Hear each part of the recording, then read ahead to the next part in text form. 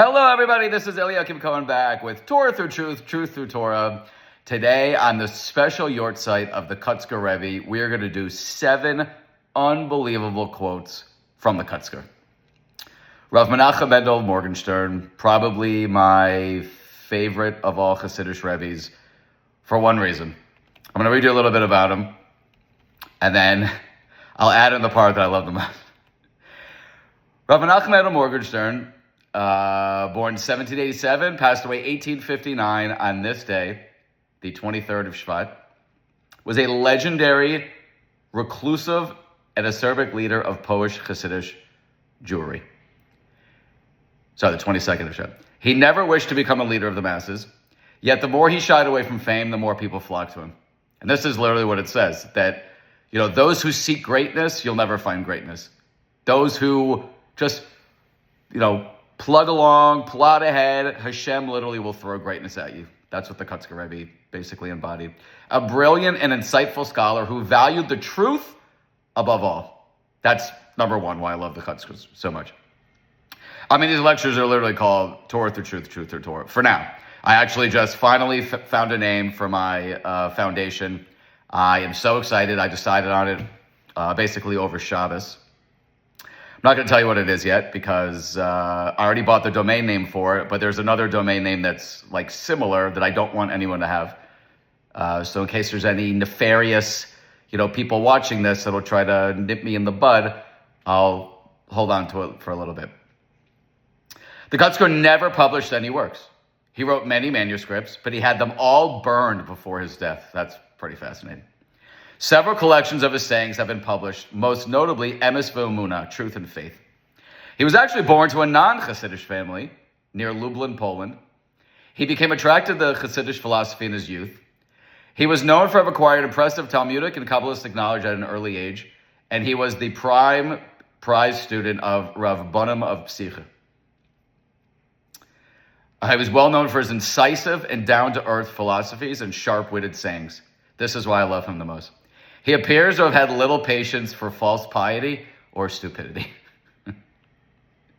From 1839, he lived in seclusion for the last 20 years of his life. I've done a few lectures on the Kotzker Rebbe, some of his sayings. I'm only going to repeat, I think, one of them in this one, but it was so long ago, it was maybe 8-9 months ago, that hopefully no one will notice. But I picked 7, I think I've done this either 2 or 3 times, either 7 gems or 8 gems or 10 gems. What I love most about the Kotzker Rebbe is his teachings are sort of like Pirkei Avos. When you read Pirkei Avos, Ethics of the Fathers, nothing seems so, a lot of them you'll read them and say, well, duh. But it's not duh. If it was duh, the world would live by that. Yet a fraction of a fraction of a fraction of 1% of the world lives like this. So when you hear these comments, and I'll do a little bit of description with each one. I'll pick 7 today. When you actually see them on the surface, you'll say, well, that makes sense. But then when you dive in, it's like a pool. You feel like you can see the bottom of the pool, but then you're like, oh my God, this is a 50-foot deep, pool. The level of depth with the Kotzker is mind-blowing. So many of his famous teachings are on other Hasidic groups' websites. If you Chabad.org, publishes 48 of the, most insightful quotes from the Kotzker Rebbe. His teachings are literally legendary. He has been embraced and beloved by, forget about just the Hasidic world, the Jewish world in general. And for some reason, I have a very unique, I love the Kotzker Rebbe. I was not planning on doing a lecture today. Every morning I look to see whose famous yortzeit is, because sometimes you don't say Tachnun on when I used to daven at Sanz. Any famous Rav, you never say Tachnun that day. So I said, oh my gosh, it's the Kotzker Rebbe's yortzeit. I have to do a lecture. So I threw this together during my walk. I want to thank my dear sponsor, Lisa. This is all in her schus, because so much of the Torah has been in her schus. And the swiftness that we've been able to, set up this foundation. Baruch Hashem, we just got tax approval. There's some very exciting things that, God willing, are in the works. We are asking for very, very minimal support from people, and you're going to get back so much more. Forget about just the mitzvahs that you're going to get. I'm also going to start doing 2 live classes every week for those people that sponsor. And again, once I have all the information, I'll let you know. But we are talking, some people call it, we need $500 for this, we need $1,000. We're not asking for any of that. My goal is to have enough people that can just give minimal support, and we will be able to do unbelievable things. You should see the AI videos that we've already done. We've been working on this a long time. I'm very, very excited. And Baruch Hashem, this is a very special day. Anytime it's the yortzeit of anyone, but specifically a legendary, rabbinic figure in Judaism, it's a very, very special day. It's the day that their teachings really come alive. And the number 7, I saved for how the Kotzker viewed life and death. So that's a little teaser for the end. Okay, let's dive right in. If you can see the excitement, there's some Rebbes that just speak to you. I mean, and one of the beautiful things, you could see, he didn't live so long ago. I mean, the Chafetz Chaim, basically lived in the generation that I was born, in the century that I was born in. It's hard to, identify with the Rambam or with the Ramban or with Rashi. I mean, you're talking 1,000 years ago. But the Kotzker Rebbe passed away in 1859. I believe we had cameras at that point. I'm pretty sure there's pictures of the Kotzker Rebbe. They're black and white, but I feel like that makes it a little bit easier to identify. All right, so let's go top 7. 7 beautiful quotes from the Kotzker Rebbe. Number 1, and again, I always like to start with a bang. So this is number 1. And again, you're going to hear the quote, and you'll say, maybe I've heard that before, in a different way. Yeah, it makes sense. It seems obvious, but none of these are obvious. If they were, the Kotzker Rebbe wouldn't have said them, because nothing that came out of the Kotzker's mouth was just something that's obvious that doesn't have, literally layers of depth. Okay, number 1. Serving yourself is a form of idolatry. Serving yourself is a form of idolatry. The great Hasidic master, Rav Simcha Bar Psicha, who was actually the Rebbe of the Kotzker Rebbe, would always keep a piece of paper in each pocket. On one was written, "The whole world was created for me," and on the other, "I am but a speck of dust." These seemingly contradictory sentiments are the recipe for what? True humility. Recognizing that each of us has a mission that only we can accomplish. And thus, in the words of the Hasidic masters, the day you were born is the day God decided that the world could not exist without you. And yet each of us is just one small piece of an infinitely complex and grand design. Serving yourself is a form of idolatry. What's idolatry? Idolatry is not just a statue that, people in ancient times. Idolatry today could be your job. Idolatry could be your jealousy.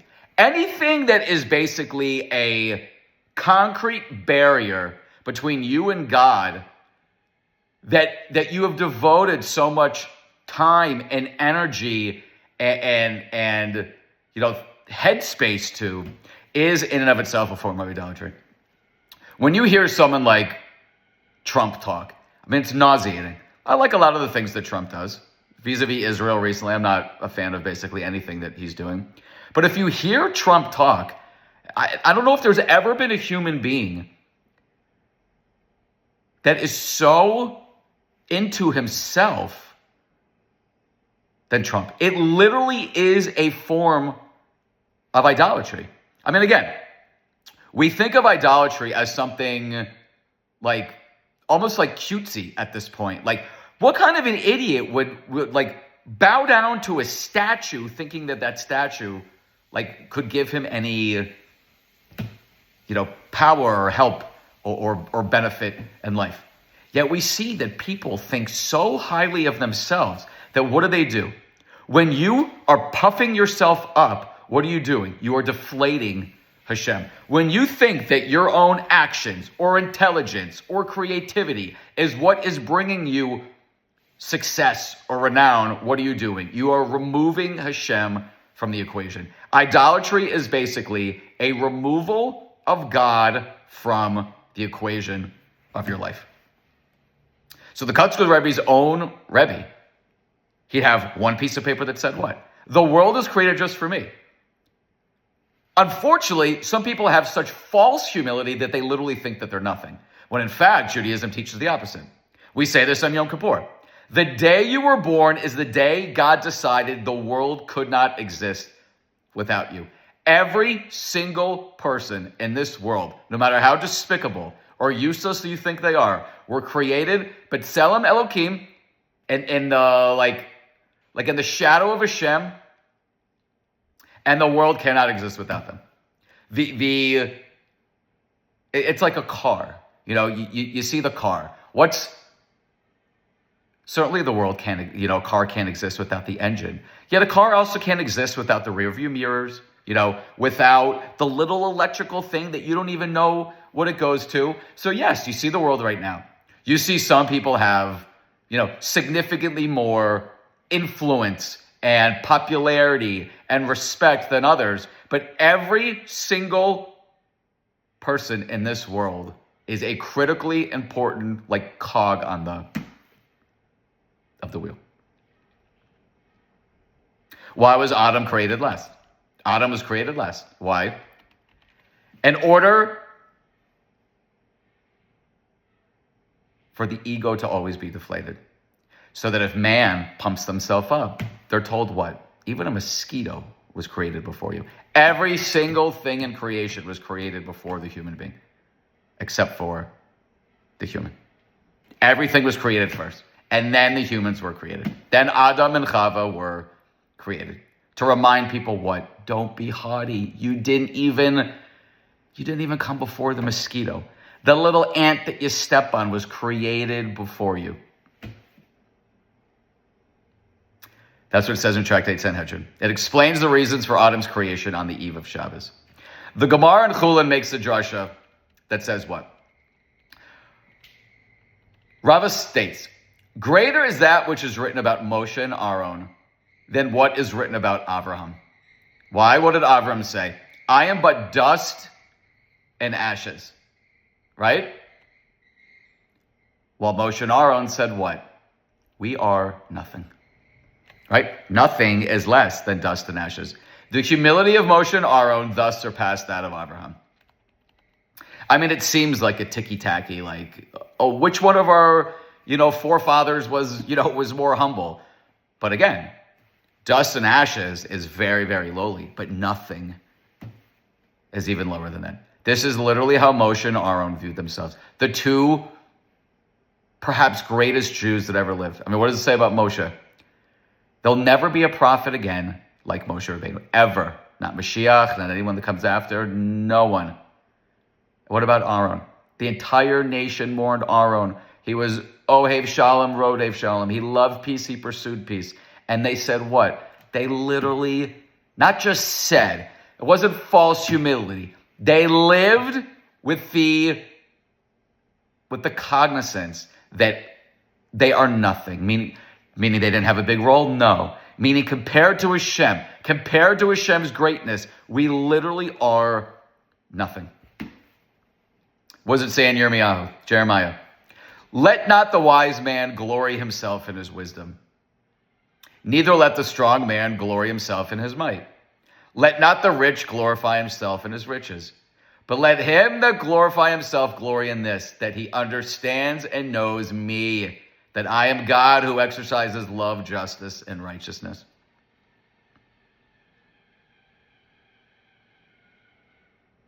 I mean, some people are just born smart.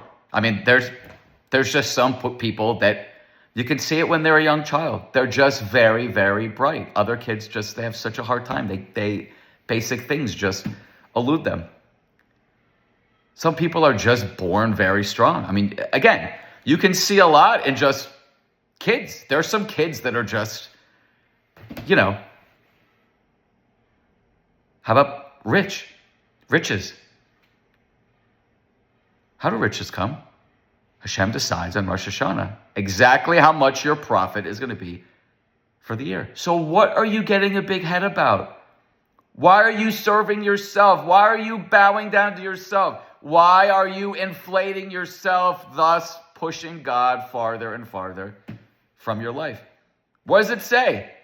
If you want to glorify in something, glorify in what? That you know Hashem and you want to make him a part of your life and you want to follow his Torah. That's the only thing you should really be proud of. But not too proud. But let him that glorify himself glorify in this, that he understands and knows me, that I am God who exercises love, justice, and righteousness. And what are we supposed to do? We're supposed to follow Hashem. Whatever Hashem loves, we're supposed to love. Whatever Hashem hates, we're supposed to hate. We're supposed to take the I out of what? Out of these equations. Everything is what? Look at the world today. iPhone, iPad, everything is I. Everything is a self-serving, your way, right away at Burger King now. We've become such an entitled, spoiled generation. I mean, do you understand today that we live better than even kings lived thousands of years ago? When you want to walk into a room and you're most comfortable at 68 degrees, you can get 68 degrees. What would a king have to do? He'd have people either fanning or, putting fires. They'd have to, it's getting a little bit too cold, so let's light more. We have air conditioning. We have laundry machines. Do you know what women used to have to go through to wash clothes even 100 years ago? They had to go down to the local well. They had to wait for the other 3 women that brought up. Hashem has made things so easy for us, yet we're the most miserable, whiny, spoiled generation. Why is that? Because the I has taken too much precedence. Prophet Micah reduced the duties of man to 3, right? 1 is justice, 1 is love, and the 3rd is humility. When you're humble, you're not serving yourself. When you're humble, your ego is in its proper place. Some of the biggest rabbis of all time know that they're the biggest rabbis of all time, but they still know that they're nothing compared to Hashem. They understand that if Hashem gave them this gift of being able to learn and catch on or speak or capture people's hearts and mind, that they need to use it for the good. It's not for personal use or self-aggrandizement. What does David HaMelech say? I mean, if anyone had reason to be haughty, it's David HaMelech. What did he say? Lord, my heart is not haughty, nor my eyes lofty. Neither do I walk in great matters or in things too high for me. This is David HaMelech. My heart is not haughty, nor my eyes lofty. I don't seek things that I shouldn't be seeking. Neither do I walk in great matters. This is David HaMelech. He was the ruler of the world. He's saying, I don't walk in great matters or in things too high for me. King David said he was a great king, supreme over all the kings and rulers to the east and the west. Yet it never entered into his mind to turn from the right path. He was humble before the Lord. When he studied the Torah, he summoned all of his strength like a lion. His eyes looked down at the same time to earth out of awe of Hashem. And when he went out amongst the people, he displayed no haughtiness.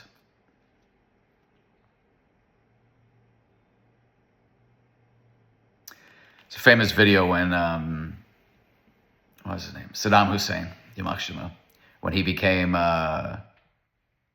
basically the leader. He called a huge meeting in the parliament. He lit up a Cuban cigar, and he sat back with an air to him that I don't think I've ever seen a leader. And he had this whole public display. He ended up calling out the names of 40 or 50 people. They were all let out. They were executed. This is how he basically like usurped power in Iraq. You can see it on, you can see this video. It's a famous video.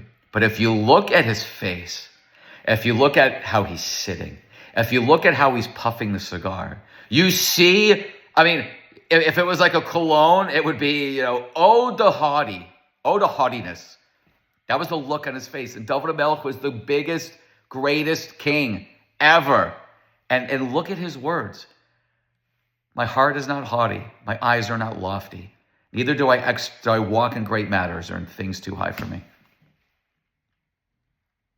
What's very interesting, what's coming up soon? Pesach. Pesach is a little less than 2 months away. For the women watching this, I don't mean to scare you. You don't have to go right down and start, vacuuming out all the crevices of your house. You can wait till after Purim to start doing that. But what's matzah, right? What's the difference between matzah and bread? Again, Hashem doesn't have us do things that don't have a much more beautiful and spiritual meaning. So why can we not have chametz? Why can we not have any leavened bread? Because what is leavening? It's puffed. It's haughty. The only difference between matzah and bread is the lack of haughtiness. The matzah that we are eating, for what purpose? To commemorate that our ancestors' dough did not have time to rise before the King of Kings, the Holy of Holies, blessed be He, revealed Himself to them and redeemed them. The Baal HaTanya explains that matzah symbolizes humility, being what? Simple flour and water without rising. Chametz represents arrogance, puffing up, becoming inflated. There's a local bakery here that just makes unbelievable challah. These challahs are I love real fluffy, challah. This challah is so good. But what's the only difference between that matzah? That it rose. It had time to rise. I think it's 18 minutes is the cutoff. That's lit. When you're eating matzah and I can't believe I have to eat this cracker for, a week. What are we supposed to do? What is the cleaning of the house and getting rid of all the chametz? It's not Hashem putting you to work and making you crazy. We're supposed to take note of the deeper meaning here. We're supposed to clean every single drop of haughtiness out of ourselves so that what? So that we are not serving ourselves. Right? Serving yourself is a form of idolatry. Now, what does it say in the Gemara? Avodah Zarah. God is the highest type of humility. Among the 10 degrees of moral perfection, humility stands highest. That's why I wanted to start with this. He who walks about haughtily insults the Shekhinah. It says in the Gemara in Brachos. Humility is a quality especially appropriate for Israel. Plagues come on account of haughtiness. The Mashiach will not come until haughtiness shall have ceased in Israel. The haughty man, even if he be wise, will lose his power of prophecy. The haughty pollutes the land and curses God. These are all sayings from the Gemara about humility and haughtiness. Humility is just as important as wisdom and fear of God. The habit of the sage is to be humble, modest, and to bear insult. And again, do not forget that the fly was created before man. Now, how do we end this beautiful section? It's a very strange section of the Gemara. Rav Yehuda Nasi passes away, and he writes in there,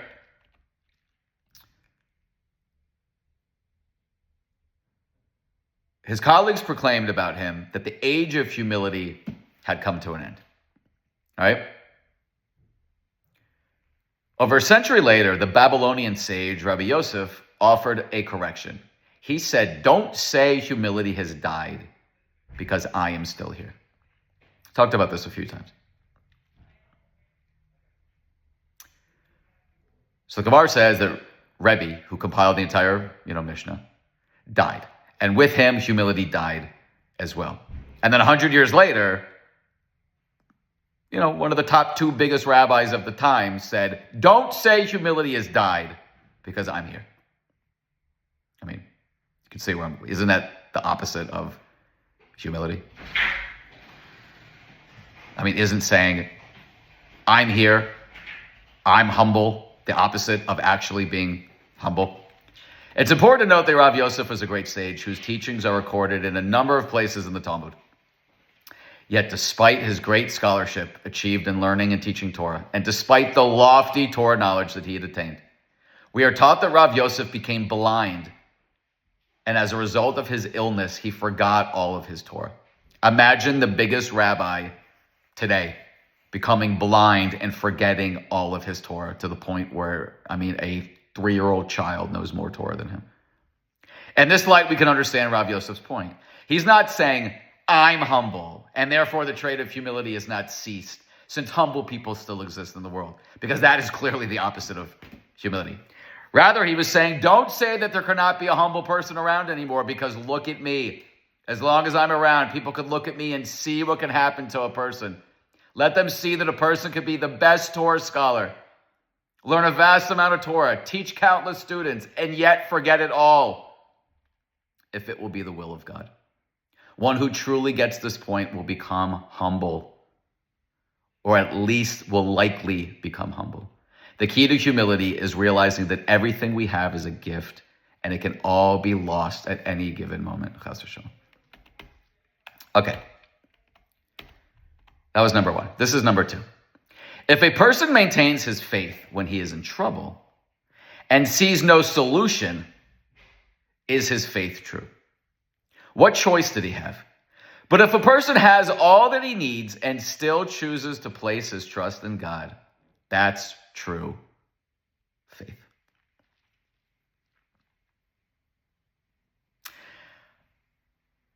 If you watch my lectures, you'll know I became religious, became observant. I don't like the term religious because religion's man-made. I became observant of Torah after a high-speed car chase. I was facing 15 to 30 years, sitting in jail, and I'm thinking, I'm not living life correctly. Seemingly I'm successful. I have everything I want, yet I'm very miserable. And now I'm potentially facing 15 to 30 years in jail. I need to rebuild. I had no intention of becoming observant. I didn't even know what that meant.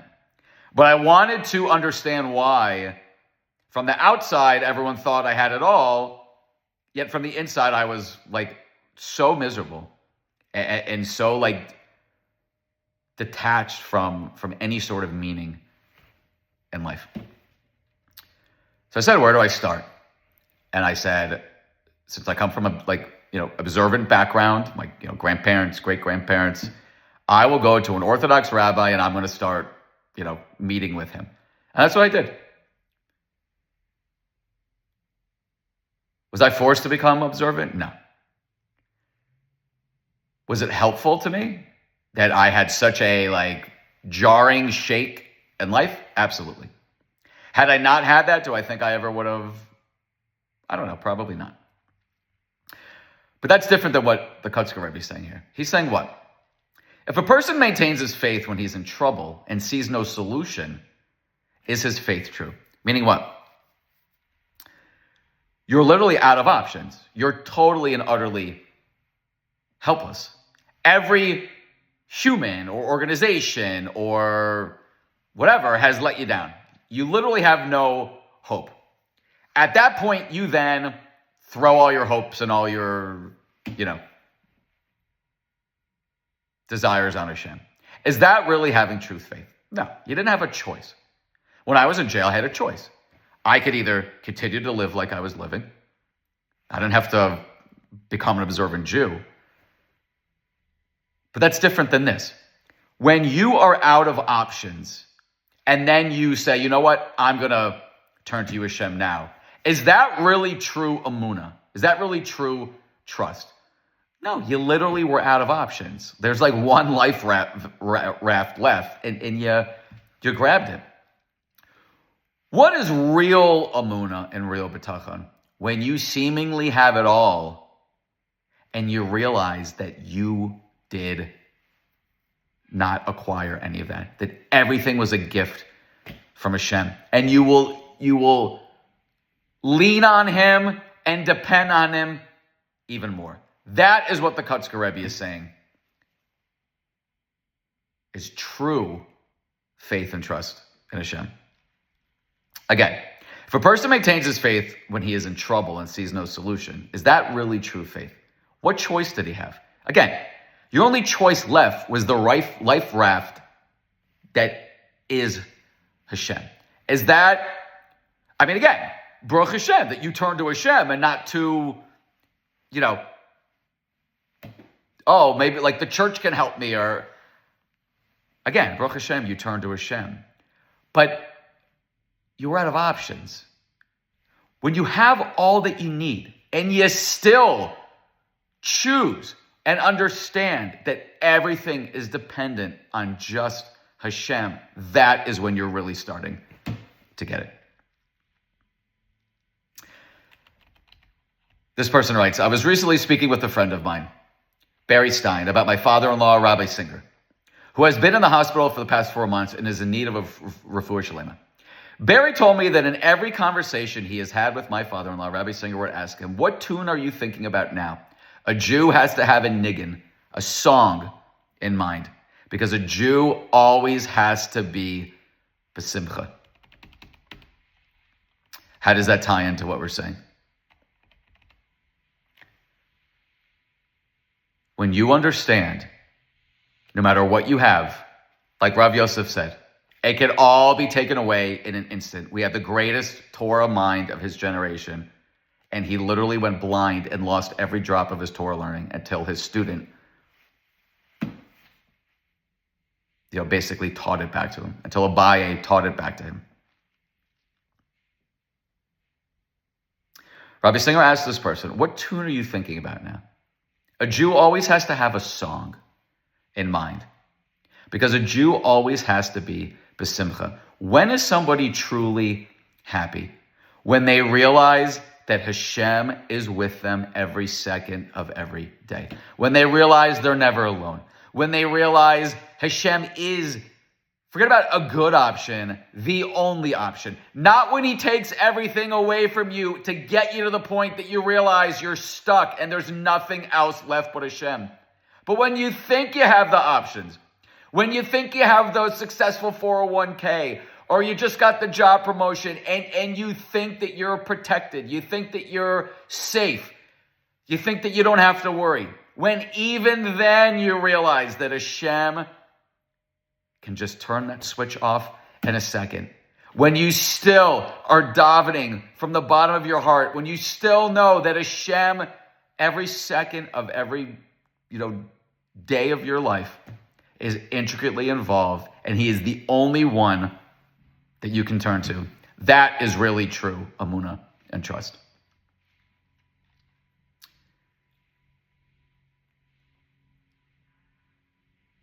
I listened to something a while ago that it's very problematic for elderly people when they're getting Social Security, because they feel like it's a guaranteed, also like people with their salary, but you can get fired any day, so you have to at least be on good behavior at work. But Social Security is there. no one's losing. In Israel it's Batuach Lumi. So I don't know what age, I guess, 65, you start getting these checks. So you feel like it's something you can depend on. It's something that's constant. I listened to this great lecture from a rabbi that says it's very problematic that people start, easing up a little bit. Hashem, I davened to you for 60 years for parnasa, but don't worry, Hashem, I got it from here. I got Social Security coming in. Or I've got this inheritance, that's coming in.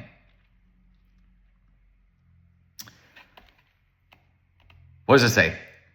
Tachas asher lo avadata es Hashem Elokecha besimcha. Because you did not serve Hashem, your God, with simcha, is the reason why terrible, terrible tragedies come. Again, when's the best time to serve Hashem? When's the best time to see Hashem everywhere? To want Hashem involved in every aspect of your life? When you have things, when you have it all. When Hashem takes things away from you one by one and you're left with no hope, no one to turn to but Hashem, that's not the best time to have him in your life.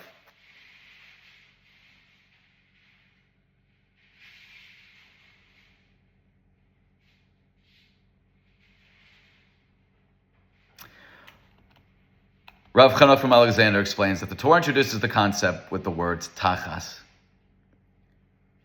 Right? Tachas asher lo avadata es Hashem elokecha b'simcha. Because you did not serve Hashem, your God, with simcha. It serves as the catalyst for terrible tragedies to come.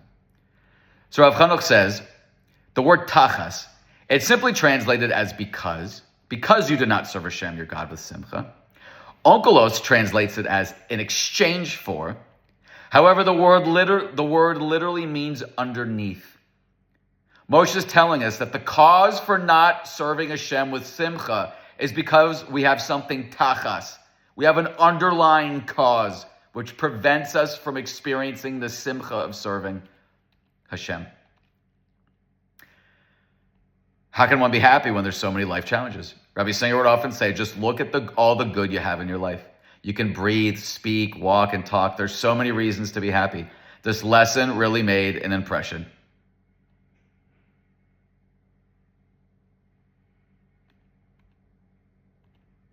The concept is explicit in the beginning of the Parsha, where it says, V'samachta b'chol hatov.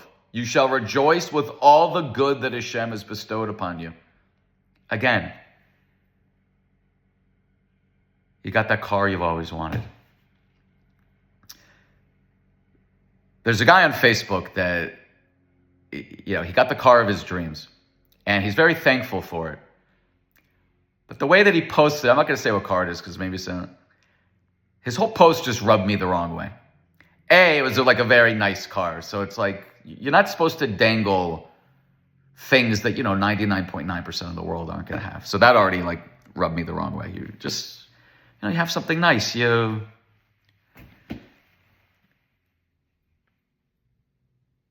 Second, I didn't sense the gratitude in he has the means to buy this car because Hashem gave it to him. I mean, every single thing should have started with Baruch Hashem. I get it. I mean, people have hobbies. There's a guy that lives on my parents' street. He restores Porsches. He has a whole Porsche shop. So there's 2 Porsches in the truck. It's a beautiful car. It's actually my favorite car. I would love to have one. But if I ever got to the point where I got one, I feel like it'd be a big waste of money for that extra, you could just have an Audi 3 or something if you really want everything comes from Hashem. You shall rejoice with all the good that Hashem has bestowed upon you.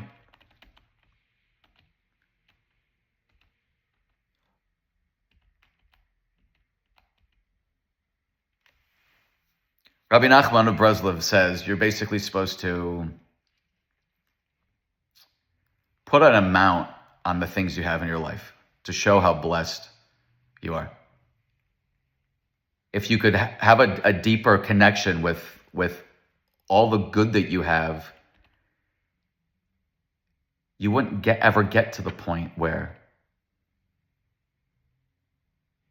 you see no solution. Hashem would be such a constant in your life. He would never be something that you're turning to because you don't have any other options. He's just a constant presence, and you're always turning to him. I mean, again, I learned with someone in the morning. He struggles mightily with his health. But I said to him one time, I said to them this exact thing. I said, bro, you can see. I mean, how much could someone pay you for your eyesight right now?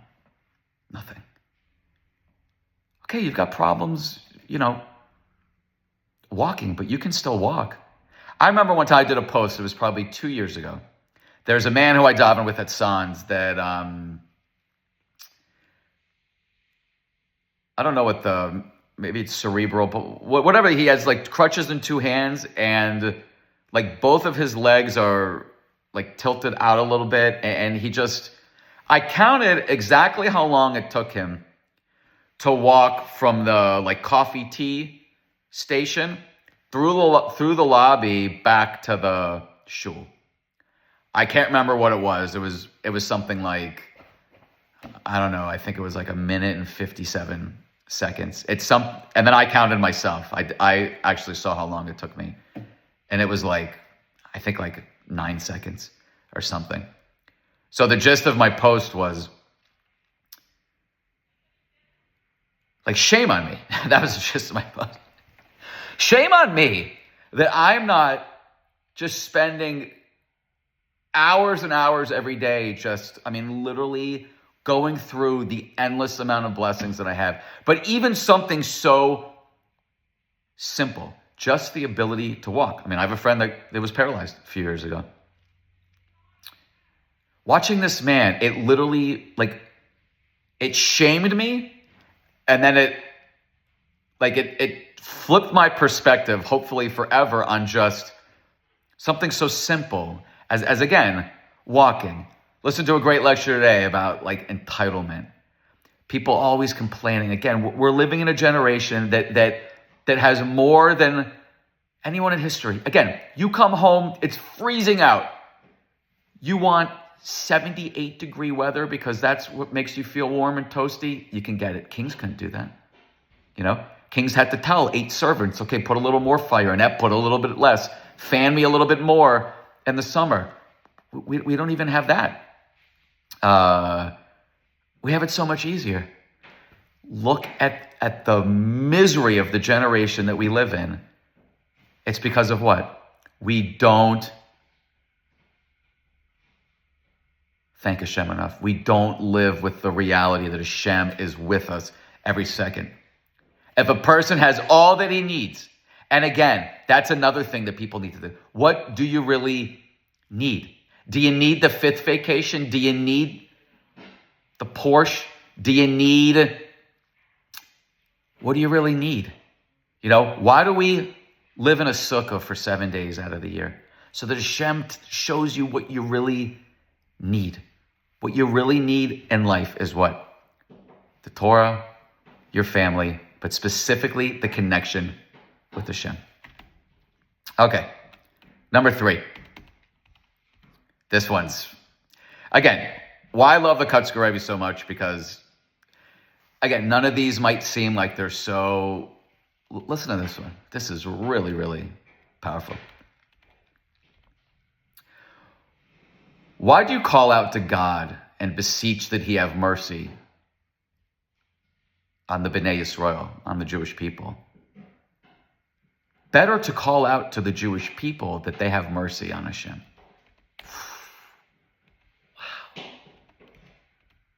Again, why do you call out to God and beseech that he have mercy on the Jewish people? Better to call out to the Jewish people that they have mercy on Hashem. This is so stunningly deep. I mentioned in most lectures that 66% of American Jews that are not observant do not think they need to believe in God to be a good Jew.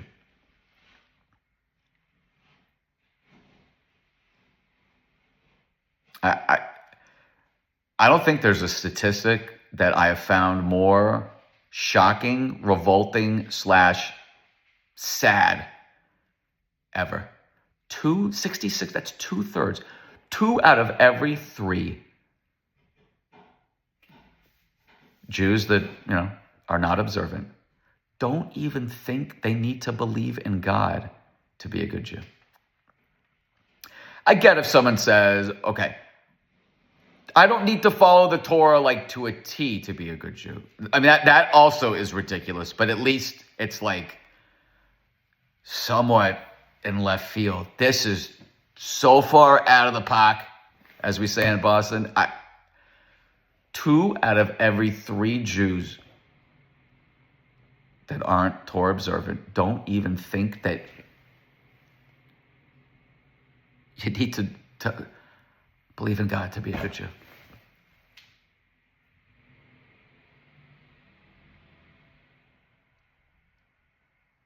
If the number was 10%, I'd be stunned. So imagine 2/3. 66%. Why should we, have mercy on Hashem?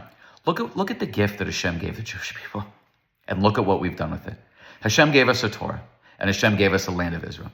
Look at what we have done with basically the body and the soul, the two gifts that Hashem gave us. One's the body, one's the soul, right? Eretz Yisrael is the body, the Torah is the soul. Look at what we've done with these gifts. You've got transgender rabbis that,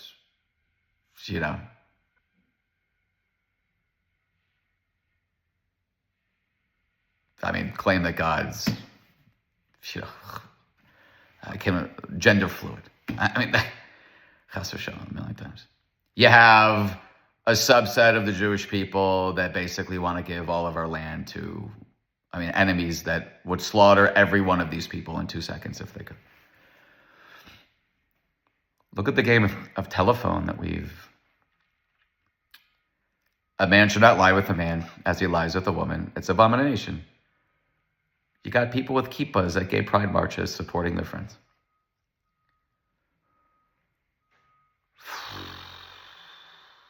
Why do you call out to God that he has mercy on us? Look at what we've done to Hashem. Look at what the Jewish people, and it's not new, that this isn't like, I'm not just, talking about this generation. Look at what happened when we left Egypt. The second one little bump on the road, they started reminiscing about all the amazing food they had when they were slaves in Mitzrayim. We're such an ungrateful people. Look at the game of telephone that we've turned the Torah into. This beautiful Torah that we have, that we've made it an Olive Garden buffet.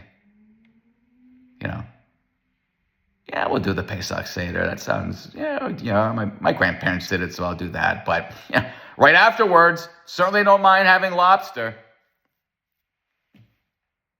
And look, again, don't think that I'm, before I was Torah observant, my tradition with my friend was after every Pesach Seder, he and I would go out into our patio in Atlanta and we'd have a Corona.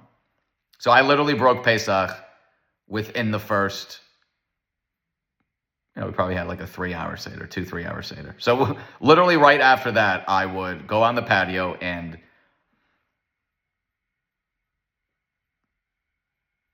so again, don't ever think I'm like on a high horse. My favorite day of the year, again, was Yom Kippur, because I could do cocaine and no one would bother me. So I'm just saying, look at the sorrow and the sadness that we must be causing Hashem. When 2/3 of the people don't even think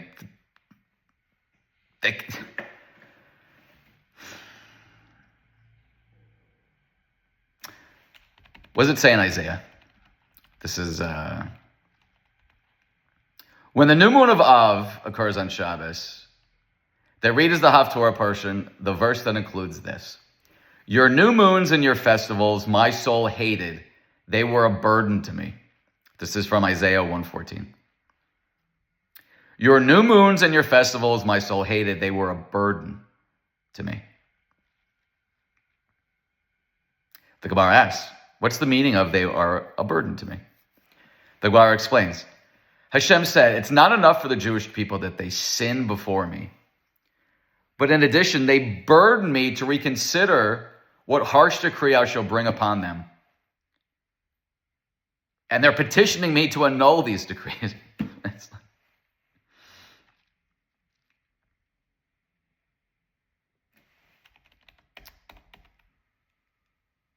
Why do you call out to God, again, Kotzker Rebbe, why do you call out to God and beseech him that he has mercy on the Jewish people? Clearly we're supposed to do that. That's davening. That's a lot of, a large portion of our davening. But what about Hashem? How about calling out to the people, telling them, have mercy on Hashem? Again, I always try to think of things from Hashem's vantage point. You read the Torah, you read the Tanakh, you read the prophets. You know the love that Hashem has for the Jewish people. Do you honestly think, like, Hashem wants to bring a Holocaust or a 10-7 or an Inquisition on the Jewish people? I mean, a parent yells at a child. Does the parent like, I mean, if you like yelling at a child, then, just don't have kids. What's the whole point of the yelling? As a corrective measure, it's better for the child in the future. Do you think Hashem wants to get to the point where we've strayed so far that the corrective measure has to be, I mean, again, you can see the sin based on the punishment. How low did we have to get as a people to bring on a Holocaust, to bring on a 10-7? I mean, and again, I never, I'm not denigrating 10-7, but 10-7 was like one town in the realm of the Holocaust. I mean, my family comes from Shinova, right? Shinova, Poland. Also Satmar. Both towns were totally wiped out in the Holocaust. Shinova had like a couple thousand people. So the town of Shinova being destroyed was a 10-7, like numbers-wise. 10-7 is a drop in the bucket. It's not even probably in the top million calamities that happen in Jewish history. And look at how we've suffered from it. But again, do you think that Hashem is he's just itching to do these things? No, it's because we've sunk to a level that we bring it on ourselves.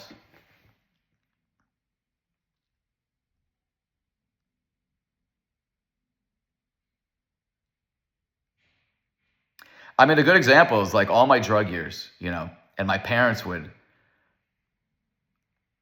they would just hope and pray, and, people would tell them like, oh, I hope everything's going to be okay with him, and everything revolved around me, but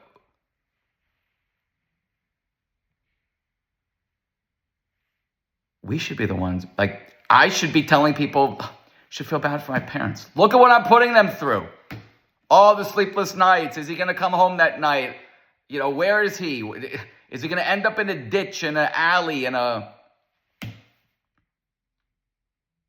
Who's the ones that really should have had the Rahmanas? People, I feel so bad that he's going through. No, I brought it on myself. Who should have had all of the encouragement? My parents. Because I did that to them. That's what the Kotzker Rebbe is saying. Not, oh, poor us, poor Jews. We had a 10-7, we had a this and that. No, look at what we've done to Hashem, that he has to do these things to us. If you know the love that Hashem has for the Jewish people,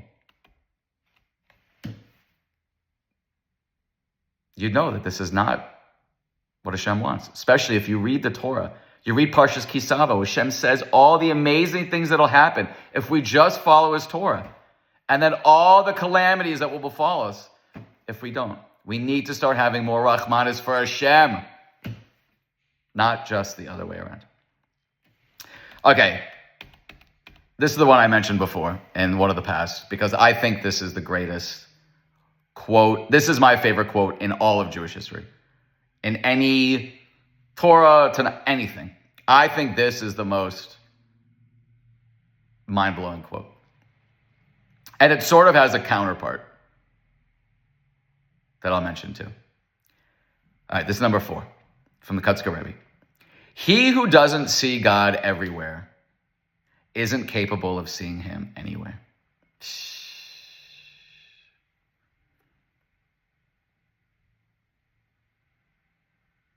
He who doesn't see God everywhere isn't capable of seeing him anywhere.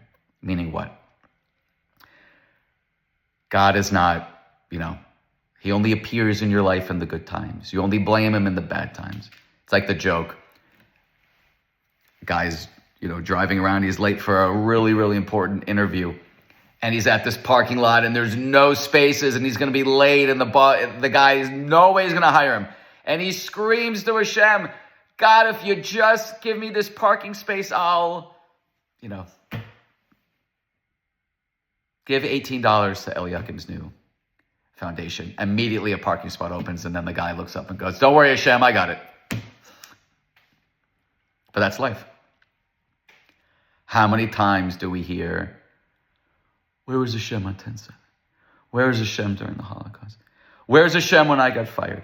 Where was Hashem when I couldn't pay this bill? Where was Hashem when you got the promotion? Where was Hashem when your kid was born? Where was Hashem when you got married? Where was Hashem when any good thing happened in your life? Was Hashem also there too? If he was, you're on a very, very good path. You're definitely off to a good start. I'll give you a perfect example. I'm walking the other day. I like to walk minimum 3 hours a day. That's where I do all my research and listen to Torah. So I'm walking the other day, and I always bump into this guy. And I walk in many different places, yet I seem to always bump into this guy. So we're walking straight ahead. He's probably in his late 60s, and he's always walking with a stroller with a little dog in it. So I always get a kick out of seeing this. So I got my headphones on, listening to I think Rabbi Mendel's lecture. And he motions for me and he says, he's like, you walk everywhere. And I said, well, so do you. Clearly, if I see you, I said, so do you. He had a big smile and he said, have a great day. I said, you too. The next day, walking in a totally different place. And again, we are walking, he's coming this way, I'm coming this way. And he looks at me and he goes, now what are the odds that we would see each other the same, one day later in a totally different place? And I said to him 100%, because it happened. So after he walked away, I remember just looking up and I said, I just sort of nodded my head at Hashem and I said, it's these little kisses from Hashem. The odds of me bumping into this guy out of all the places that I walk, same thing. Again, very, very, very small. And this is a very, very insignificant thing. But when you see Hashem's always controlling the pieces in your life. But when you see him line up perfectly, doesn't matter how small it is, if you're just cognizant and appreciative of that, you'll start to see Hashem more and more and more. Because really, a flip side of the quote, the Kotzker Rebbe also says, where is Hashem? Anywhere where you let him in. You're on the bus. You see, I used this as an example last week. You see an obnoxious person. There's something in your life that you can gain by seeing this person, or else Hashem wouldn't put you in on the bus with this person. You might have acted the same exact way, a week ago at the office. Or you might have, you see the person treating someone terribly, berating someone. You might have done the same exact thing to your grandmother a month ago. Nothing is random. If you think life is random, it's the saddest way to live. It's what? That this picture wasn't painted by an artist with a design in mind, with a creativity in mind, with a goal in mind. It just blew up at a paint factory somewhere in Atlanta when we bought it. It's a sad way to live. Whose randomness? Amalek, right? Our arch enemy, Amalek. What is Amalek? Amalek's gematria is 240. 240 is the gematria of Suffolk, which means doubt. Amalek is the doubt.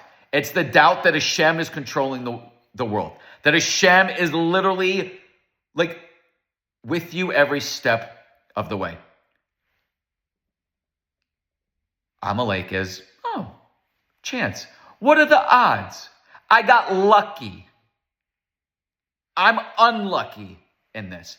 That is Amalek. That is doubt. That is what? That is not seeing Hashem everywhere. You know, you can learn a lot from kids. I took my son up to Boston like over New Year's. And we stayed right next to Fenway Park. It was amazing. So, I mean, it was cold. So the last day that we were there, the last full day that we were there, it started to snow. And I saw the snow before him. And we had just woken up in the morning. And I wanted to hype up. Because I always want, God willing, he'll remember this. So I opened those those big, curtains. And if you've seen the look on his face, this look of wonderment, right? He just looked up. He had the biggest smile on his face of what? Just these snowflakes falling down. Look at all the things we take for granted. What did he see? He saw snow for the first time. The second time will not be as exciting. The third time will not be as exciting, to the point where snow will become like every other thing in life. Unless, what? You always have that wonderment, that excitement for the first time. Because what? If you see Hashem everywhere, you will never what? You'll never lessen the intensity. You'll never start doing things by rote, which we'll talk about later. You'll always have that excitement that if I'm in this moment, if I'm in this predicament, if I just got this really amazing thing, if something, bad just happened in my life, it's because Hashem is sending me a message. Nothing is random.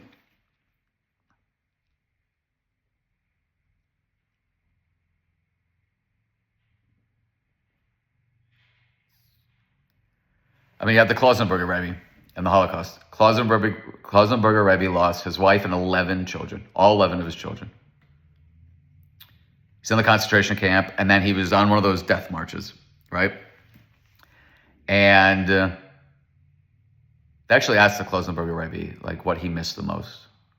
Not that he missed it, but he said the one, powerful part,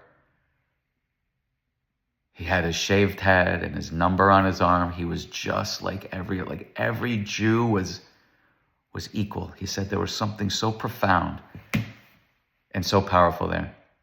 And the Kotzker Rebbe, like so many other people that experienced the Holocaust, said they could see Hashem every second, even in the depths of hell.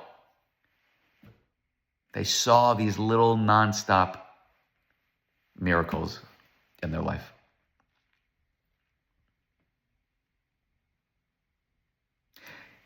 Getting back to the complaining part. Think of all the things that we're complaining about. Complaining about your kid, complaining about your work, complaining about something that's broken at your house. How about Baruch Hashem? I have a kid. I have a job. I have a house.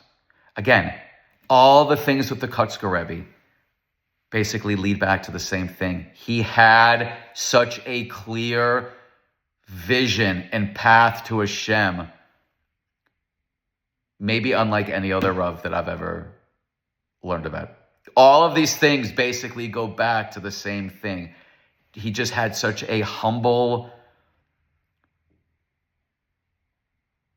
way about himself, but such a clear-cut picture of Hashem, right? What did it say about him at the beginning? What did I say?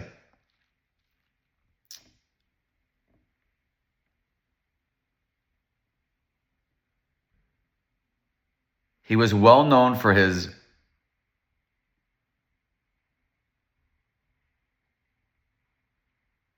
a brilliant and insightful scholar who valued the truth above all. Truth. What's the truth? The truth is that Hashem created you. Hashem created you for a specific purpose. You have a certain destiny. You have a certain role in this world that, again, the world can't live without you. And Hashem is there to help you every step of the way. You can see Hashem every step of the way, but you have to want to. If you can't see him everywhere, if you can't see him when you're struggling, If you can't see him when you're down, you'll never be able to see Hashem.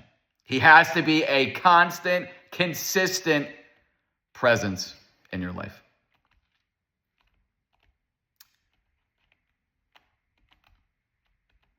I mean, what's really the sad part is that so many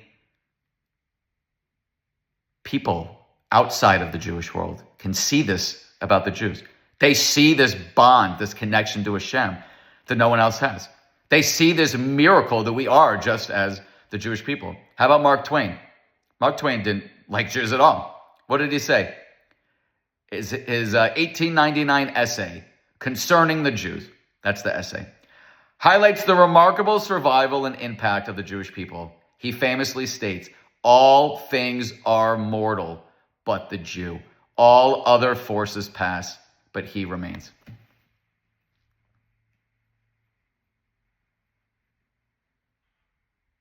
How about a UAE journalist who commented on the failed terror attack, which was supposed to cause mass casualties in Israel? This is maybe a year before. This is probably, I think, a year ago. I think this was February of 24. Either 24 or 25. They were supposed to blow up 5 buses in Bat Yam, right? The timers were apparently set to detonate at night.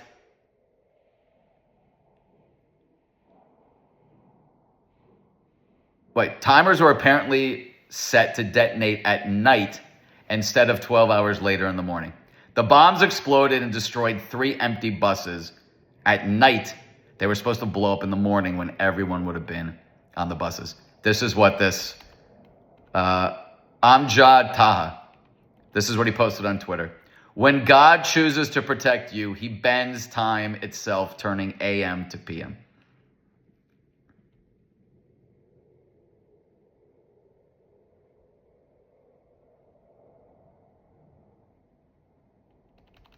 How about from a Hamas terrorist himself? Their God changes the path of our missiles midair. This is from a captured terrorist when they were asked, why are rockets so crummy? And he said, they're not. We know where our rockets should be going. Their God changes the path of our rockets in midair. If so many other people around the world can see this special bond with the Jewish people and Hashem, how can the chosen nation themselves not see this? If you can't see Hashem everywhere, if you don't make him a part of your life, every second of your life, you will not be able to see him anywhere. It will be very easy for you to start, where was Hashem during this? Why did Hashem do this to me? Why couldn't Hashem given me this? That is not how we're supposed to live. Okay. Number 5. This is great. The most dangerous thing of all is habit. Right? The most dangerous thing of all is habit. Meaning what? Judaism by rote. What are we supposed to do? You take a beer, for instance. You crack it open. What are you supposed to say? Baruch atah Hashem Elokeinu melech haolam shehakol nihiyeh bidvaro. If you actually take the time to say it, think about it, and internalize it, what are we saying? We are blessing Hashem that every single thing in this world came about through his word. That nothing exists in this world without Hashem. When we're davening in the morning, or in the afternoon, or at night, how many people do you see? And I'm just as guilty as anybody else. It's something I work on so much, yet constantly fail. I try so hard to read the words, to understand the words. Yes, part of it is just that, when you grow up in America, your Hebrew is just never going to be like, it is when it's your mother tongue. But I have the siddur that, the transliteration, so I can see right below it what the English is. No matter how many times I try so hard to find, sometimes better than others. I came down the steps, when was this? This was I can't remember what day it was, but I came down the steps after going to the bathroom, and we say a really, really powerful bracha when we leave the bathrooms. A lot of doctors became religious, became observant after learning that there's this blessing in Judaism. The blessing is basically this. When we go to the bathroom, holes open and cavities open. When something opens, whatever is inside of it should come, pouring out. Our organs should just come sliding right out when we go to the bathroom. I'm trying not to make it graphic, but it's important for this. I mean, again, if I prick my finger right now, blood's just going to come pouring out. So what do? We thank Hashem when we leave the bathroom for this unbelievable system that he created, that openings open, yet we continue to breathe and live and function. So I was walking down the stairs and I was saying the blessing was probably the best blessing I've ever said in my life. And I remember after it was done, I went, yes! And I tried so hard to capture that. Probably the other, 5 times during that day that I said the same blessing, couldn't even come close to that. But I want to, first thing is wanting to. I want to say better blessings. Some people just don't care. They're perfectly content to just motor through with no meaning and no feeling. And that's what the Kotzker Rebbe is saying. What's dangerous? Habit. It's just a habit. You wake up, you know that you're saying the blessings, you know them by heart, you might not know the words, but you're motoring through, and that becomes what? Habit. You know that every day after davening, a certain, needy person comes by, and you don't even hand him the money anymore. You don't even say a word to him. It's just, put it in. You probably even begrudge it at some point, that this quote-unquote schnorr is coming to. That's so dangerous. It's so dangerous to what? To get complacent, to get that things are so, and again, a lot of Judaism is set things. You're supposed to daven at the same seat every day. You're supposed to daven at the same time every day. You're supposed to have your minyan. You're supposed to, you wake up in the morning, you wash your hands. There's so many things we do that are, the definitions of consistency, but we're not supposed to make them habit. We're not supposed to make them rote. There is a ramp going up to the altar, right? There's not steps. What's a ramp? You're either going up or you're going down. What's steps? Steps aren't going up or down. I'm happy on this level, right? You hear that all the time. I don't want to be religious like whatever. He's too fanatical. What's fanatical about it? What's fanatical about wanting to constantly get closer and closer to Hashem, to constantly elevate yourself, to constantly make more and more of your life just revolving around the Torah? Habit. People are just comfortable. Oh, I learned for an hour, now I can watch 4 hours of Netflix. Why don't you learn for 4 hours and watch 1 hour of Netflix? And then once you learn for the 4 hours, you'll learn that you never want to watch the Netflix because it's a total waste of time. Again, the point of Judaism is growing, not ever being satisfied or complacent. What's something fascinating that I found? The Chafetz Chaim basically elucidates 7 habits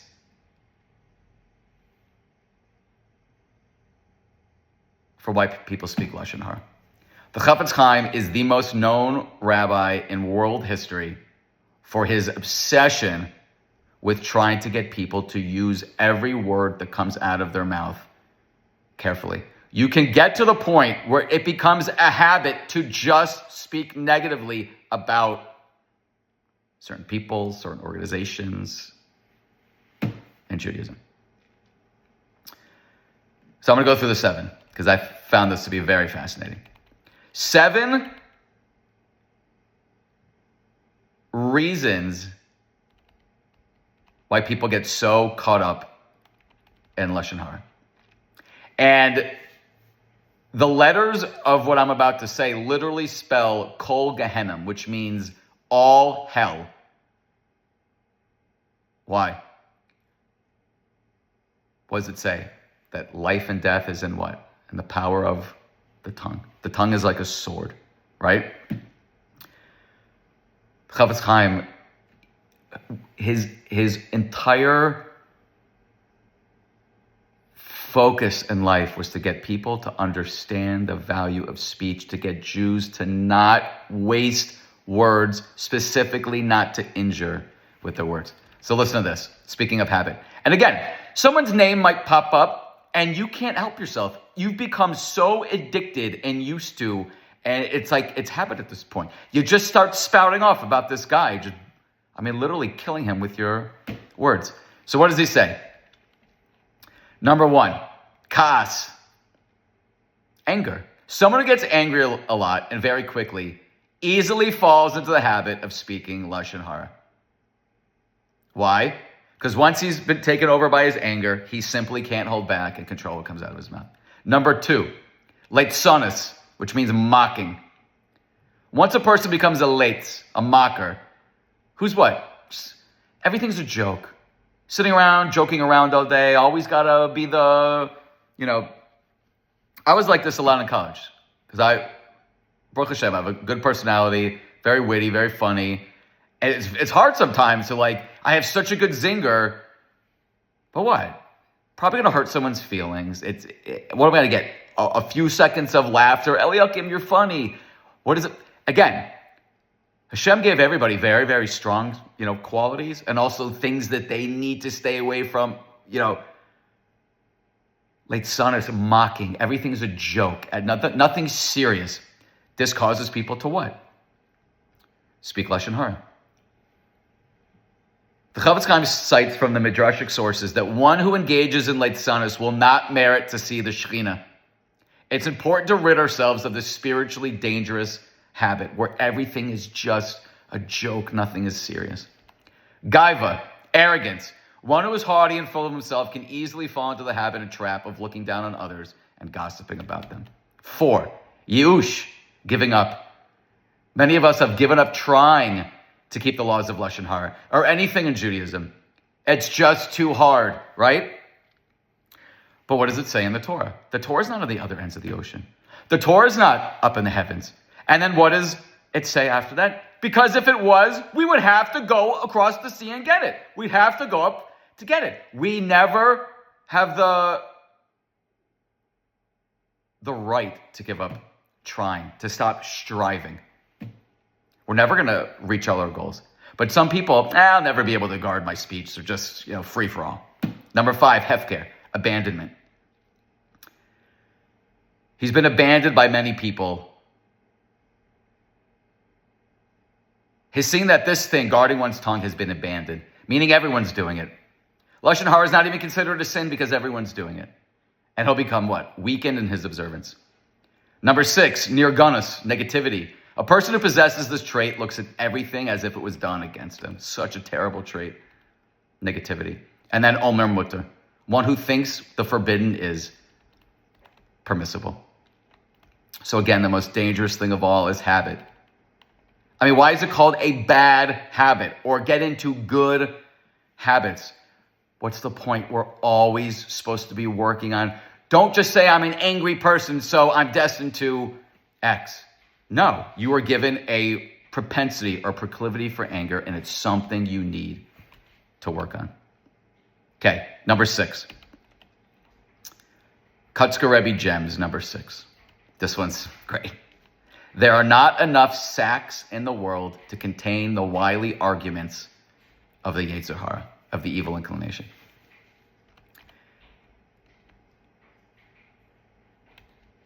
Meaning what? Did a whole lecture on the Yetzer Hara that Malka Rus sponsored. Again, I'll recommend everyone to go, for now, just go to eliyakim.com, ELIYOKIM, and you can listen to all the lectures. I highly recommend just starting at the first one and watching all of them. It's I think there's 130 something lectures. So you're talking, you could probably 10 straight days if you do nothing but watch my lectures, you'll get through them at this point. So the one I did in the Yetzer Hara is very, very powerful. Because why? Listen to what Rav Shimon ben Levi says. A person's inclination overpowers him every day and seeks to kill him. And seeks to kill him. What does it say in Tehillim?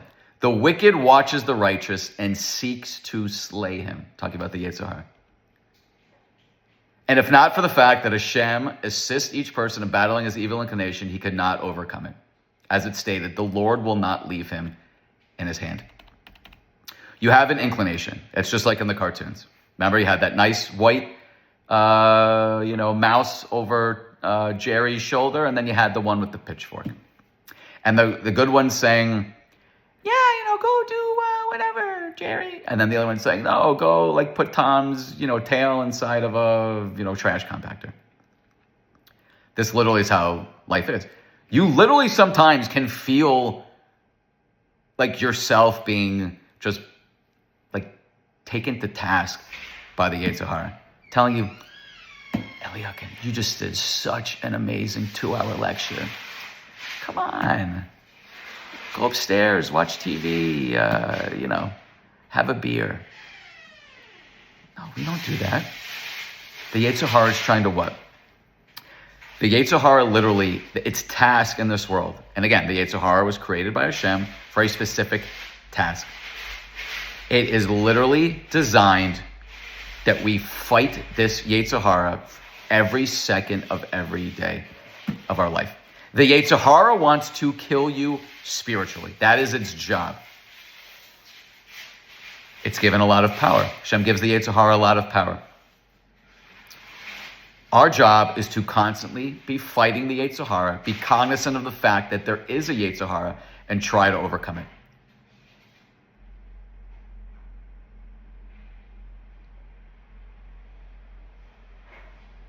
I'll give you a good example.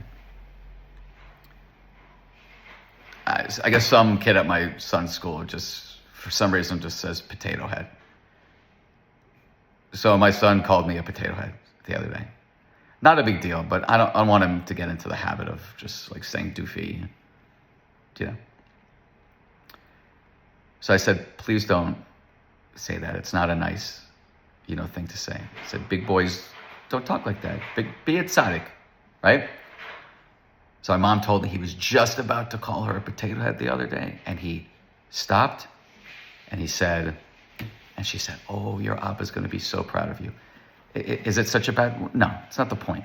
The point is, even a child understands that I was told not to do this, stop themselves, and try to go on a different path. Most people live their whole life. They don't understand that there's this opposing negative force that is trying to kill you. That literally is life. You have a Yetzer Tov. You have an inclination that's saying, okay, great. You learned 4 hours. That's amazing. But you can learn another hour. Come on, Eliakim, you have to go do it. Go learn another hour. The Yetzer Hara is trying to tell you, 4 hours, you're the biggest tzaddik in the whole world. Come on. Go live it up a little bit. Go have fun. Go, waste time. Open up Facebook. Scroll down,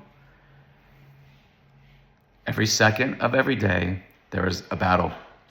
And the Yetzer Hara is tailored to each specific person. Each specific person, the Yetzer Hara knows exactly what your weak spots are. And you know what? You might go a month or 2 months or 3 months, and you're just flying. And you feel like, wow, I've beat this.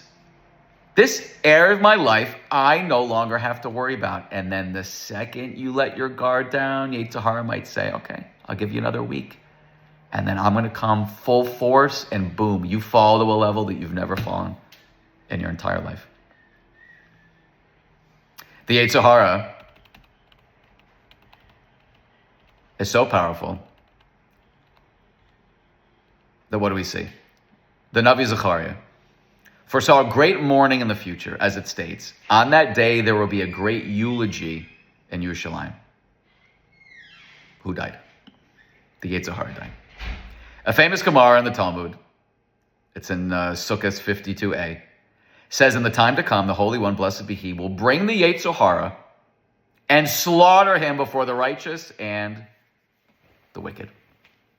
To the righteous, it will appear like a high mountain, but to the wicked, it will appear like a thread of hair.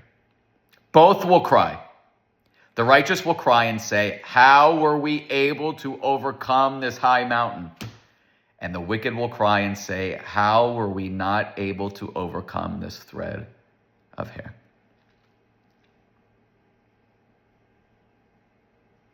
Shouldn't it be the other way around? I mean, if you're righteous, it means that you've worked your whole life to overcome, and you're constantly battling, and you know you've never made it.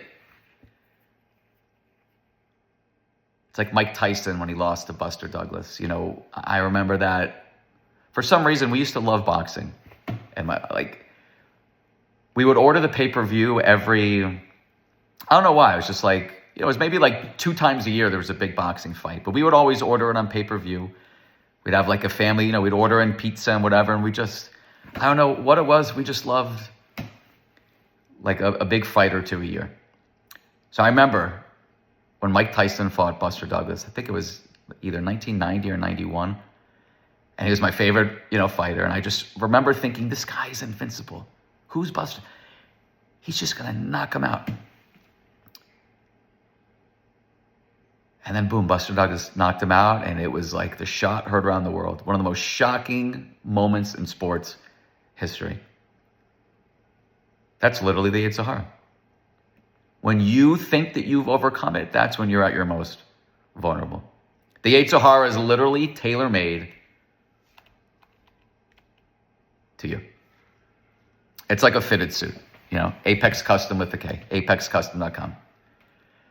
They gifted me this suit for my lectures.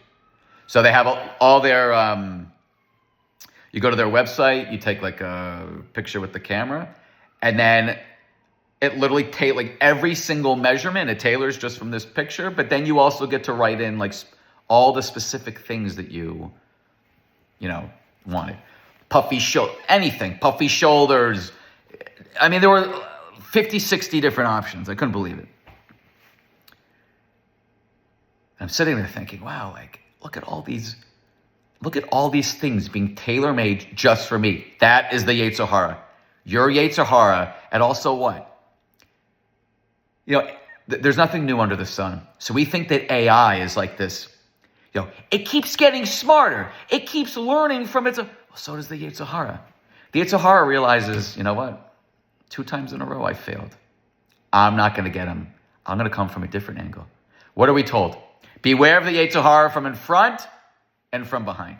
The Yetzer Hara from in front is very obvious. I know that I should not do cocaine.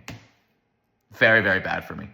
It basically destroyed my life for many, many years. That's an easy one. See the pitfalls in front of you and don't walk into them.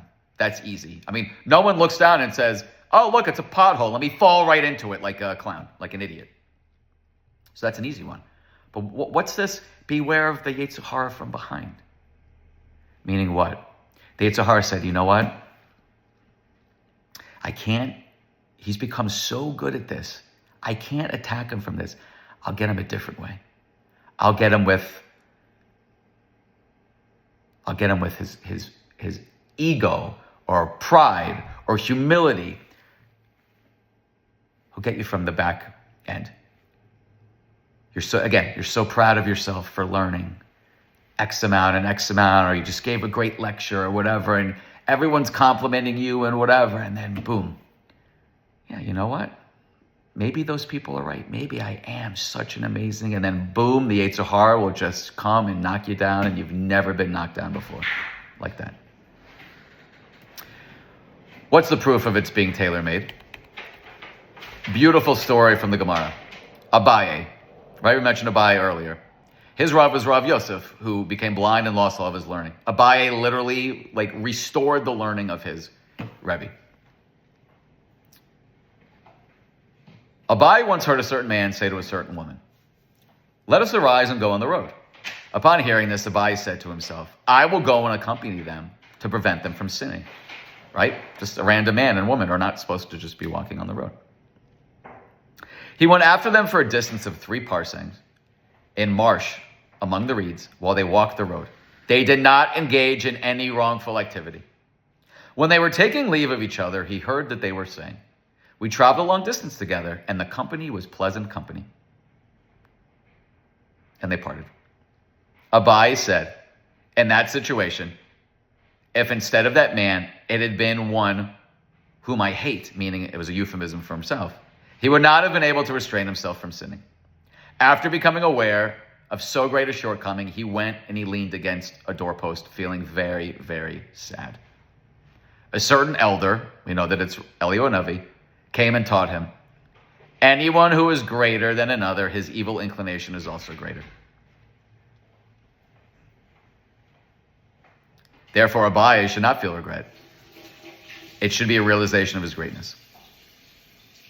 If you've been working on something so much and it just keeps coming back, and no matter how many times, it means what? You're worthy of having a Yetzer Hara that's constantly on the go. If you don't feel like you're being pushed or pulled by the Yetzer Hara, it means that you're spiritually dead. The Yetzer Hara has to invest basically no effort in you. I remember right when I got to yeshiva, my Rebbe was Rabbi labeled Lamb. Unbelievable Rabbi. So he heard a story one time about our Rosh Yeshiva. Someone asked the Rosh Yeshiva, "Do you have a computer at home?" And he said, "No, I wouldn't be able to trust myself." So Rabbi Lamb's telling us this, and he's saying, "Do you understand who your Rosh Yeshiva is? He learns 50 blot of Gemara a day. Do you know how long it takes to get through 50 blot of Gemara? His entire life is focused on the Torah. Yet someone as great as this says, I don't have a computer because I wouldn't trust myself, as someone that understands what? The greater the person, the greater the Yetzer Hara."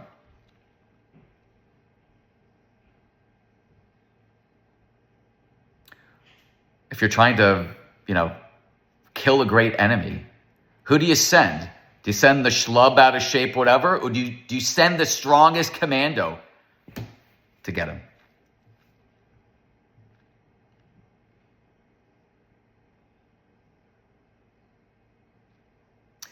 Life is literally, I've said this in every lecture because, I would love, if people learn nothing else from the lectures, it's that life is literally a shopping spree of mitzvahs. And I give the same analogy every time. Costco calls you and says, "You're such an amazing customer. We're going to give you 60 seconds to come into our store, and anything you touch, that'll go into your cart. And at the end, you can either get the item or the cash equivalent. And you can start anywhere you want in the store." So what do the smart people do? The smart people go to the store first and check out, where are all the expensive items?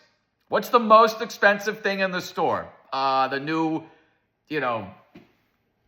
G54 lawnmower is $42,000, say. So what will the smart person do? They will stand next to this lawnmower and they'll touch it as many times as they can in 60 seconds. What does the dumb person do? Doesn't go in, doesn't do his homework, doesn't know what's meaningful or valuable in the Costco, and gets caught up, just like touching candy bars and, Snickers. It's like, 50 calories. Yeah. Okay, put that in my...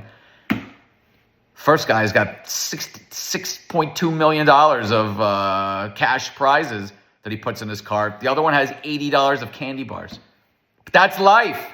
And if you understand that the Yetzer Hara, his entire purpose is to get you to waste life like the person with the candy bars. It's to get you to not go in and seek out what the most valuable things are, which are clearly the Torah and Tefillah and Tzedakah and Masim Tovim. And to get you to what? To waste your entire life on nothing. To blow your shopping spree, basically. Life is literally just a shopping spree of mitzvahs. So some people understand what is the most valuable thing, and they will spend as much time and effort as they can accruing that.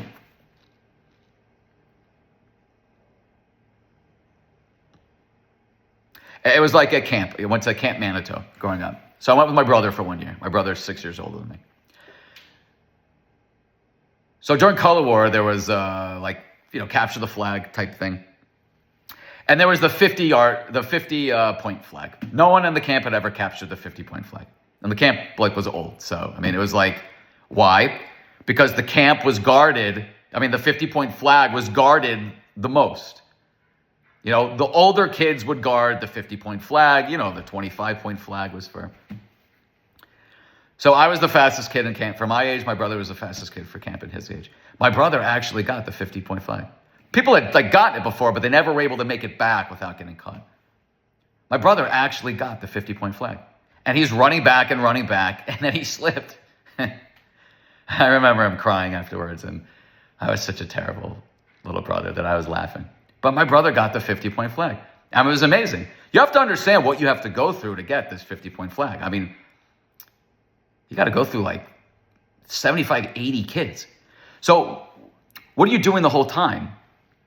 My brother and two people would go, and two people would go one way, and my brother, you're just, it's a battle. So the 50-point flag was something, it's like becoming righteous in life. That's a 50-point flag. But what's it being defended by? It's being defended by the Yetzer Hara and his legions of warriors that he uses at his disposal. People don't understand. There is a force in this world that is literally trying to kill you 24 hours of every day.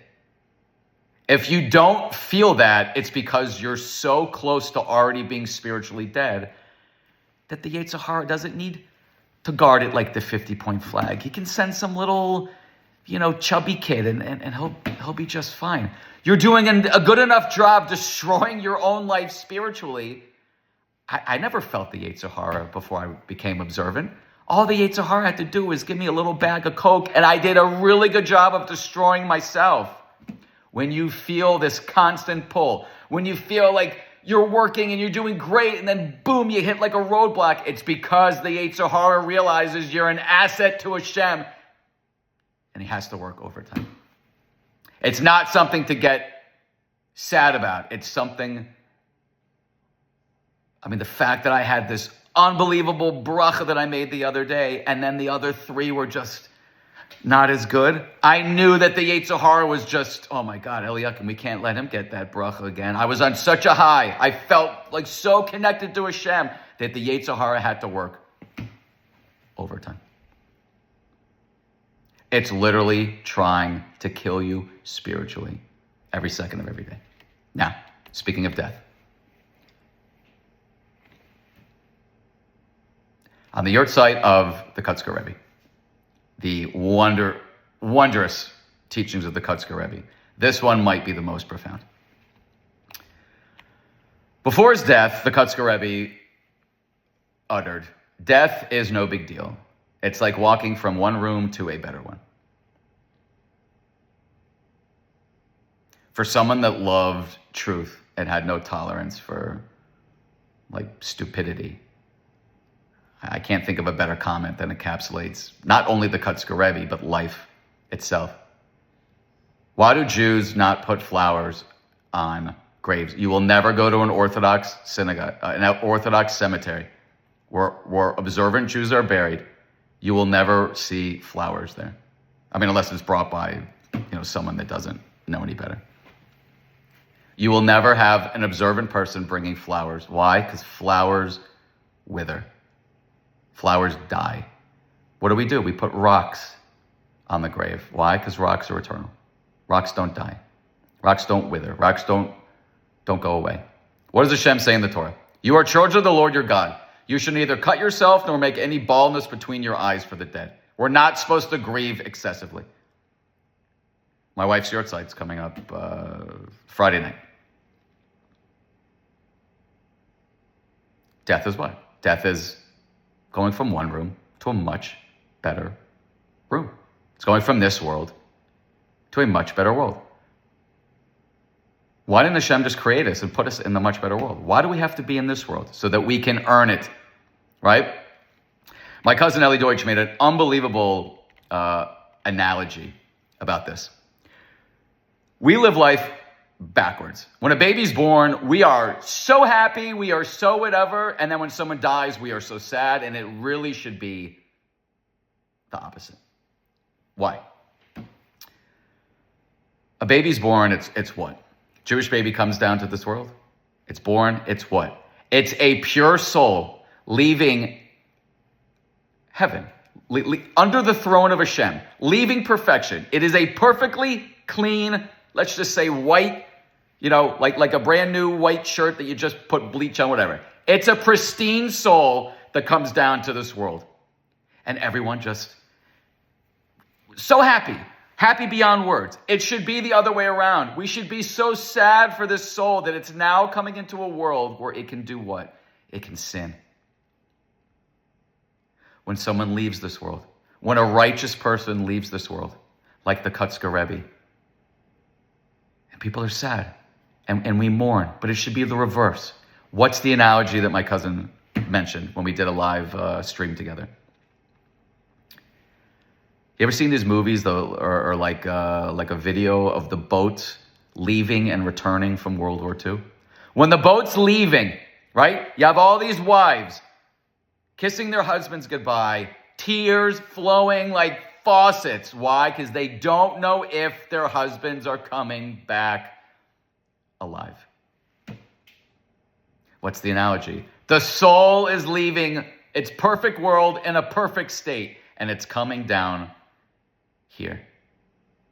And we should be crying. We should be crying when this baby's born. That, like, only with Hashem's help and God willing, that this soul will leave as it came, perfectly clean. And then you see the video of the boats coming back.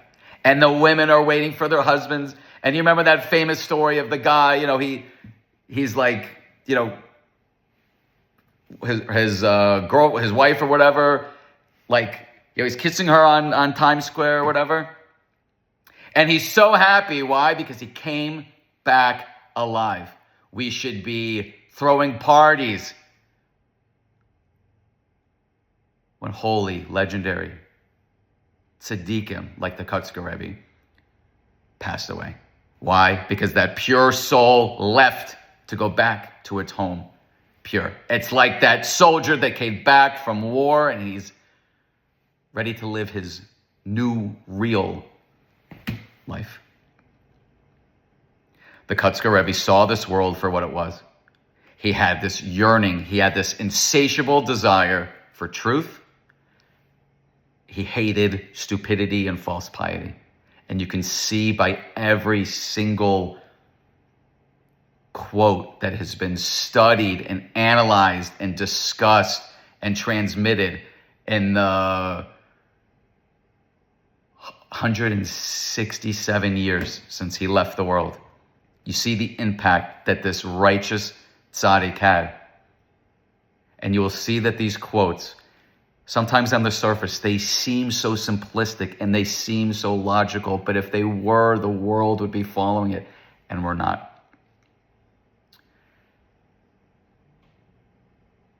May the soul of the holy Kotzker Rebbe have an aliyah. May we take his words to heart. May we have this clear-cut knowledge that Hashem is with us and in front of us and helping us and guiding us and protecting us and granting us life every second of every day, just like the Kotzker Rebbe had. His quotes are unbelievably legendary, and it's why his legacy has endured and strengthens every single year. And it was a privilege to be able to honor him on his yurt site today. Wishing everybody a wonderful, wonderful day.